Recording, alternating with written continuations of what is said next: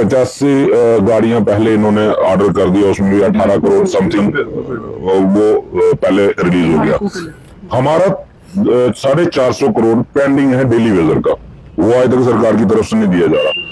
जैसे हमारा कहीं पे प्रॉपर रजिस्ट्रेशन नहीं है, एफिलेशन नहीं है, और मैं सभी लोगों से, डेली वेजरों से ये कहना भी चाहता हूँ कि भैया लीडरी बाद में कर लेना, अगर घर में रोटी होगी लीडरी बाद में कर लेना। जब तक आप किसी ऑर्गेनाइजेशन के मेंबर ही नहीं हो तो कौन सी ऑर्गेनाइजेशन आपका लोग रजिस्टर हो गए। मैम अभी तो हमारे डिस्ट्रिक्ट 10 के 10 डिस्ट्रिक्ट अपने कवर कर लिए हैं, और मैं तो ये कहूंगा कि बाकी डिपार्टमेंट्स को के जो डेली वेजर हैं, और 2-3 डिपार्टमेंट तो मेरे कॉन्टेक्ट में हैं, वो भी एग्री हैं इस चीज के लिए, तो मैं तो कहूंगा भी लड़ाई सबकी है और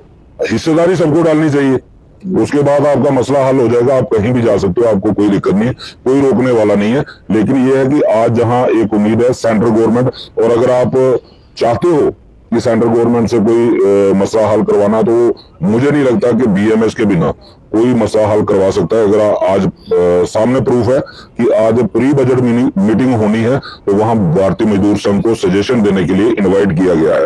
और हमने भी उस चीज से रिक्वेस्ट की थी कि हमारी बात वहां रखी जाए। तो माननीय पवन जी आए थे पिछले दिनों, आपने देखा प्रेस कॉन्फ्रेंस भी उन्होंने की है, तो वो मुद्दा हमारा डेली वेजर का जो है वो प्री बजट में डिस्कशन के लिए जा रहा है। नए साल की आज शुरुआत हो रही है, और आज की शुरुआत जो है सोचा डेली वेजर्स की उन व्यथा, उन परेशानियों से करें, क्योंकि लंबा संघर्ष इन्होंने झेला है, और उसके बाद आगे जाकर ये साल 2025 जो है किस तरह की उम्मीदें लगा। विभिन्न यहाँ पर जिलों से डेली वेजर्स है, पीएचई डिपार्टमेंट के, और रवि हर्ष भी है जो लगातार इनके आवाज में। सबसे पहले रवि हर्ष से बात करते हैं, ये जो नया साल है क्या लगता है उम्मीदों वाला रहेगा या धरातल पर अभी भी कुछ नहीं? मैम सबसे पहले तो आपके चैनल का और आपका बहुत बहुत धन्यवाद कि आपने भरपूर समर्थन जो है वो डेली वेजर के इशू को दिया है। तो हम तो उम्मीद करेंगे इस नए साल में डेली वेजर के लिए कोई ना कोई खुशखबरी आए। आपने देखा 2 दिन पहले हमने एक भारतीय मजदूर संघ की जो प्रेस कॉन्फ्रेंस की थी, और वो प्रेस कॉन्फ्रेंस करने का मकसद यही था कि मैंने पहले भी 2-2.5 साल पहले ये सजेशन रखा था अपने साथियों के सामने कि हमें दिल्ली के बिना कोई भी ऑप्शन हमारे पास नहीं है, लेकिन उस वक्त नहीं मुझे लोगों का प्रॉपर सहयोग मिला।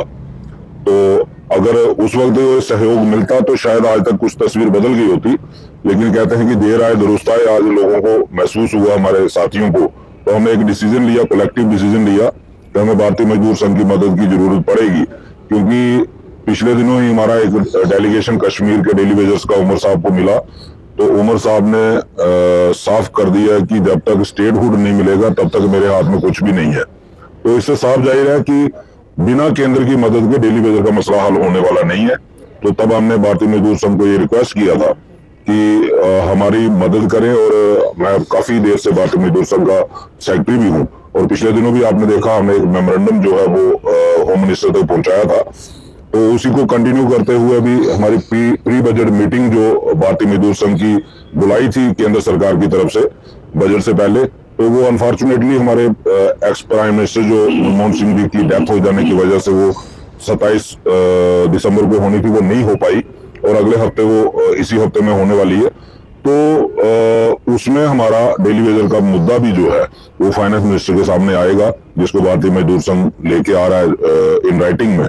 तो उस पर डिस्कशन भी होगी, प्री बजट में उसके बारे में चर्चा होगी। तो हम तो यही उम्मीद करेंगे कि प्रधानमंत्री जी, देश के गृह मंत्री जी और फाइनेंस मिनिस्टर जो है, हमने जो स्पेशल पैकेज की एक डिमांड की है उनसे, तो वो उस डिमांड को एग्री करें और डेली वेजर के लिए एक स्पेशल पैकेज जो है वो जम्मू कश्मीर की सरकार को दे, ताकि 30 सालों से जो बंधुआ मजदूरी डेली वेजर सहन करता आ रहा है वो उस मजदूरी का, बंधुआ मजदूरी का अंत हो सके। तो आपको क्या लगता है कि अंत में तो भारतीय मजदूर संघ ही काम आए? तो ये जो चुनावों में ओ हल्ला हो रहा है, मैनिफेस्टो में जिक्र हो रहा है, वो तो कुछ निकला ही नहीं उसका एंड रिजल्ट। मैम ये तो आपने देखा होगा, मैंने इलेक्शन से पहले भी बहुत सारी लोगों को सजेशन दिए थे, लेकिन हमारे एक डेली वेजर की मैं समझता हूँ कि बहुत बड़ी कमी है कि डेली वेजर ना खुद कुछ करना चाहता है, ना किसी की बात सुनने के लिए तैयार है। जब यहाँ यूटी बनी थी तो तभी ये क्लियर हो गया था कि हमारी आने वाली सरकार जो है वो डमी होगी। एलजी साहब के सारी पावरें होंगी, और एलजी साहब ने पिछले अगर इतने दिनों देर से इसको दो बार वादा करने के बावजूद कुछ नहीं किया, तो वही एक ऑप्शन बचता था सेंट्रल गवर्नमेंट। और सेंट्रल गवर्नमेंट के पास हमने अप्रोच लड़ाने के लिए मैंने अपने पर्सनल बिहाफ पे बहुत कोशिश की है, और इन डॉक्यूमेंट्स मेरे पास सारे प्रूफ पड़े हुए हैं। लोग कहते तो हैं कि हमने ये कर दिया, हमने वो कर दिया, लेकिन ग्राउंड पे किसी ने क्या किया है वो इन डॉक्यूमेंट बताते हैं। तो अकेले एफर्ट्स लगाने से सारे मसले हल नहीं हो सकते, जहां संख्या की जरूरत पड़ती है वह संख्या भी चाहिए। तो मैंने 2 साल पहले भी, जब 22 जून को हमने स्ट्राइक शुरू की थी, जब हमने 15-20 दिन का टाइम गुजरा और हमने देखा कि जम्मू कश्मीर की सरकार